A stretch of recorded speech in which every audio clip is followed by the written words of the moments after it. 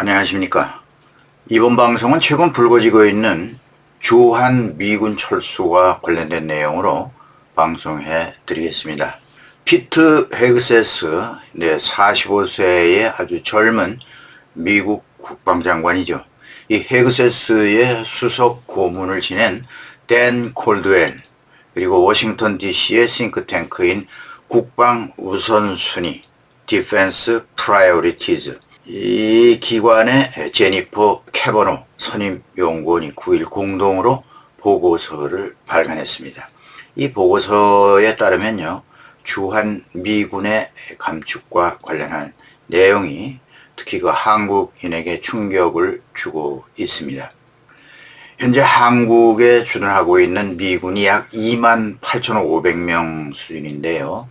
이 가운데 지상 전투병력 대부분을 철수하고 약 1만 명 정도만 남겨야 한다라는 보고서의 내용이 들어 있습니다. 이 댄 콜드웰이 9일 밝힌 바에 의하면 주한 미군 중에서 지상 전투병력 대부분을 철수하고 약 1만 명 남겨야 한다, 이렇게 보고서를 작성했습니다.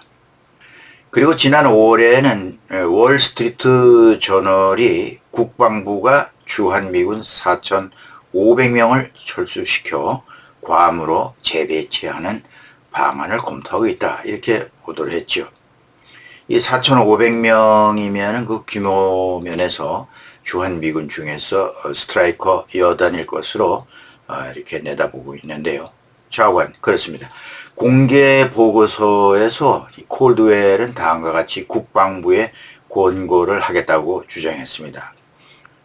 우리는 한국에서 기지 방어와 관련되지 않은 모든 지상 전투부대, 육군 통신, 정보 본부 부대와 이와 관련된 지원 유지 부대 일부를 줄일 것을 권고한다. 그러면서 한반도에 순환 배치하는 전투여단 BCT, 그리고 육군 전투 항공 부대를 포함한 이 사단 대부분을 철수한다는 것이라고 했습니다.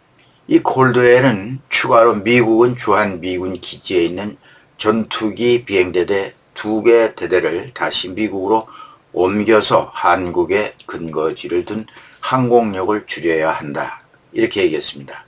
또 전투기와 함께 항공 정비, 기타 지원 부대, 인력 등 약 3분의 1도 미국에 돌려보낼 수 있다, 이렇게 얘기했습니다.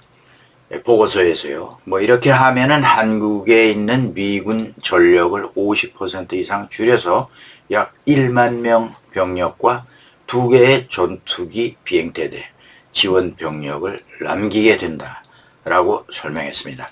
결국에는 주한 미군을 더 줄여서 나머지 비행대대와 지상군 대부분을 철수해야 한다, 이렇게 주장하는 보고서 내용을 담고 있습니다.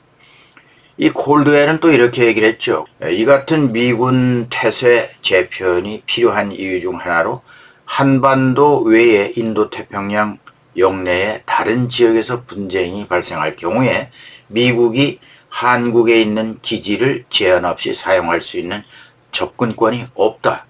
다시 말해서 영내 다른 곳에서 전쟁이 발생했을 경우에 한국에 있는 미군 전력을 원하는 대로 적시에 활용하지 못하게 될 수 있다는 얘기입니다.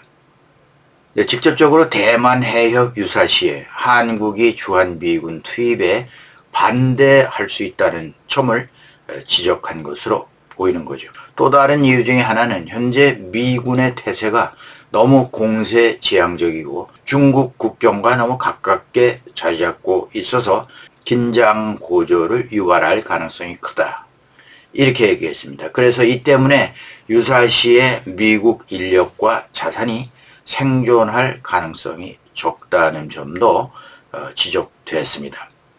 중국 군대의 타격 목표가 될 수 있는 경우에 이런 상황이 벌어지겠죠. 중국에 너무 바짝 붙어서 주둔하고 있다고 하는 이런 것이 이 콜드웰 입장에서 보면은 상당히 위험한 그런 주둔이다, 이렇게 볼 수 있는 거죠. 좀 멀리 떨어져서 일본이나 이런 쪽은 좀 괜찮은데 한국은 중국에 너무 가깝다. 물론 북한도 이제 가깝겠죠. 그리고 콜드웰은 미국의 동맹 파트너 국가들의 무임승차가 여전히 문제다라고 하면서 한국이 여러 미국의 동맹보다 국방비에 더 많은 돈을 쓰기는 하지만 주로 전투 지원 역량 일부를 계속해서 미국에 의존하고 있다. 이렇게 지적하고 있습니다. 콜드웰은 한국이 재래식 전력에서 북한에 대해서 상당한 우위를 점하고 있는 점을 언급하면서 미국의 지원 없이도 당장 또는 단기간 내에 스스로를 효과적으로 방어할 수 있다. 이렇게 평가하고 있는 거죠. 콜드웰의 이런 주장은 한국이 북한 핵 미사일 위협을 억제하는데 주도적인 역할을 맡고 또 주한 미군의 기능과 역할을 중국 견제에 맞춰서 조정해야 한다는 트럼프 정부 고위 당국자들의 인식과 맥락을 같이 하고 있다는 얘기입니다. NDS 수립을 주도하고 있는 엘브리지 콜비 국방부 정책 담당 차관이 이런 생각을 갖고 있는 대표적인 인물이죠. 콜드웰은 헤그세스의 수석 고문 출신이죠. 그런데 이 사람이 지난번에 후티 공습 이 계획을 민간 채팅방을 통해서 유출이 된 그런 사건이 있었죠. 시그널 게이트라고 해서요. 여기에 연루돼서 4월에 이제 해임되긴 했습니다. 네, 일단 이런 얘기는 미국의 트럼프 2기 행정부가 들어서면서 주한 미군의 전략적 유연성과 일부 철수 이전 배치에 관한 내러티브가 부쩍 늘어나고 있다는 그런 얘기를 반영하고 있다는 겁니다. 그래서 지금 미국 조야의 분위기는 이 주한 미군의 그 유연성의 새로운 변화를 시도해야 된다. 이런 분위기라고 합니다. 그래서 국방부가 주한 미군을 비롯해서 해외 주둔 미군 태세를 들여다보고 있다. 그리고 이 보고서가 반영될 8월 새로운 국방전략 NDS 국방전략이 발표하게 되어 있다. 뭐 이렇게 얘기들을 하고 있습니다. 보고서 집필에 참여한 또 한 사람 캐버너 선임연구원은 9일 한국의 조선일보와의 전화 인터뷰를 가졌다고 합니다. 이 인터뷰 내용을 잠시 인용해 보겠습니다. 뭐라 했냐면요. 주한 미군 감축은 단순히 트럼프 정부의 외교 안보 정책 기조를 넘어서는 문제다. 미국은 대외 문제에서 발을 빼려는 이 미국 내부의 분위기에 큰 경향성을 반영하는 것이다. 이런 말을 하면서 그래서 우리 보고서에 제안한 규모보다는 작겠지만 앞으로 4년 내에 주한 미군 철수는 현실이 될 가능성이 있다. 이렇게 말했습니다. 그리고 장기적으로는 미국이 한국에 배치된 미군 규모를 대폭 줄일 수 있다고 생각한다. 라고 말했죠. 이 캐버너 선임연구원은 랜드 연구소, 카네기 국제평화재단 등을 거친 국방 군사 분야 전문가로서 지난 7월부터 국방 우선순위 이 연구소에서 군사 분석 담당 선임연구원으로 재직하고 있는 전문가입니다. 다음은 캐버너의 일문일답을 요약했습니다. 기자가 주한 미군을 1만 명만 남겨야 한다는 주장이 담긴 보고서를 발간했는데 그 근거가 뭐냐 질문을 했습니다. 캐버너는 뭐라고 대답을 했느냐 하면요. 국방부가 전 세계에 배치된 미군의 태세 조정을 검토하고 있다. 그렇기 때문에 새 국방 전략 평가 분석에 있어서 우리의 권고 사항을 국방부에 반영해 주기를 우리는 희망했다. 그러면서 미국 정부는 동맹국에 대한 방위 공약을 유지는 하겠지만 동맹국은 방위비 분담을 늘리고 자체 방어 능력을 강화하기를 희망하고 있다. 라고 보고서에 담았다는 얘기입니다. 그러면서 한국과 관련해서는 현재 워싱턴 DC에서는 한미 관계를 효과적으로 활용해서 미국의 이익을 우선하는 데 있어서 한국이 부담하는 방위비를 어느 정도 할 것인지를 논의 중에 있다. 그리고 또는 한국 내 미군 기지를 활용해서 인도태평양 지역 전체에 더 효과적인 작전을 할 수 있는 방법이 무엇인지를 지금 모색하고 있다. 이런 말을 했습니다. 그리고 국방부가 8월 중에 이런 내용을 담아서 발표한다는 겁니다. 그 다음에 트럼프 대통령은 한국의 방위비 인상을 압박하고 있는데 한국의 국방 지출은 미국의 다른 동맹 파트너 국가들과 비교해서 상당히 준수한 편이다. 이렇게 생각하는데 어떻게 생각하느냐 이렇게 기자가 물었습니다. 그러자 한국이 다른 동맹국보다 훨씬 더 많은 예산을 국방 분야에 투입하고 있는 것은 사실이다. 그리고 국방에 대한 기여도 문제를 훨씬 더 심각하게 받아들여 왔다는 점을 확실히 칭찬받을 만한 일이다. 그렇기 때문에 북한의 재래식 전력을 담당하는 일은 한국이 더 잘할 수 있다. 나의 평가로는 한국은 핵을 제외하고는 북한과의 군사적 균형 측면에서 포지셔닝이 잘 돼 있다. 한국이 추가 투자로 체제를 강화하고 더 많은 탄약 비축량 등을 확보한다면 대북 재래식 방어는 더 많은 책임을 가질 수 있다. 현재 한미 간에 논의 중인 전시작전 통제권 2항이 미군 감축으로서 가는 첫 단계가 될 것으로 생각한다. 네, 전시작전 통제권 2항이 미군 감축의 신호탄이라고 하는 직설적 표현을 한 건데요. 네, 이 부분에서 우리의 현명한 대응이 필요하다. 이렇게 생각됩니다. 더구나 한국인이 우려하는 예민한 북한의 이 핵에 관한 이런 문제, 여기에 대한 대비에 관련해서는 언급이 없다는 점이 더욱 문제가 될 것으로 지금 보이고 있죠. 참고로 2025년 우리나라 국방 예산이 61조 2,469억 원이죠. 60조 원이 넘었습니다. 전년 대비로 하면 3.6% 증가 액수이고요. GDP 대비해서 국방비 비율은 2.32%.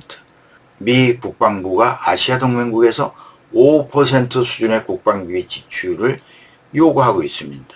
동맹국 중에 상당히 높은 편인데요. 그런데 그 2배 5%를 늘린다면 우리 돈으로 132조 원이 소요가 되는 거죠. 우리나라 금년 총 예산은 677조 4천억 원인데 국방비가 132조 원으로 늘린다? 국방비를 2배로 늘린다? 문제가 있는 거죠. 그 다음에 미 국방부의 주한미군에 대한 태세 조정이 어떻게 될 것인지를 질문한 내용인데요. 이렇게 대답했습니다. 한국은 지리적으로 매우 중요하고 전략적인 위치에 있기 때문에 국방부는 향후 인도 태평양에서 작전을 수행할 때 한국 내 미군 기지들이 어떤 역할을 할 수 있을지 고민하고 있다. 현재 미국이 인도 태평양 지역 비상사태 때 한국에서 철수, 이동할 수 있는 병력 규모에는 한계가 있다. 유사시에 한국 내 미군 기지들을 어떻게 활용할 수 있을지에 대한 보장이 없다.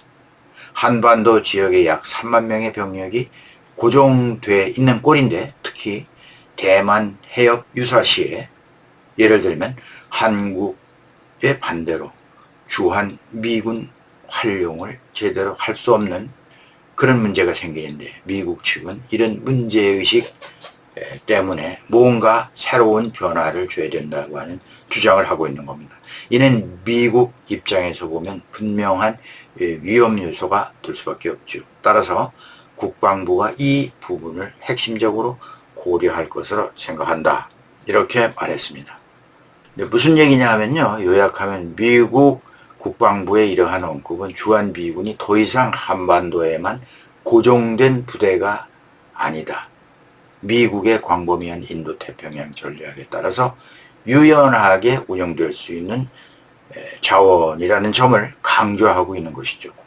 우리나라뿐만 아니라 세계에 있는 미군이 고정 주둔해 있는 것이 아니라 유사시에 신속 재배치하는 전략적 유연성으로 바뀐다는 그런 얘기죠. 네, 유럽의 신속 대응군 비슷한 그런 개념이겠죠. 이것은 주한 미군의 경우 중국의 위협에 대한 인식 변화를 의미한다는 얘기입니다. 주한미군의 역할이 북한을 억제하는 역할에서 중국을 견제하는 역할로 전환해야 한다는 주장이 힘을 받고 있다는 얘기입니다. 한국 역시 지역 안보에 대한 더 큰 기대를 해야 한다. 이렇게 얘기했는데, 이 말은 이제 한국군의 역할이 미군 없이 한반도 방위의 주도적 역할을 해야 하고 그런 능력을 지금 보유하고 있다라는 메시지를 담고 있다고 볼 수 있습니다. 네, 어떻게 될지는 알 수가 없습니다만 미국 내 주한미군 철수의 분위기가 고조되고 있다, 이렇게 생각이 드는군요. 우리 정부도 현명한 대처를 해야 할 때가 아닌가, 이렇게 생각이 됩니다.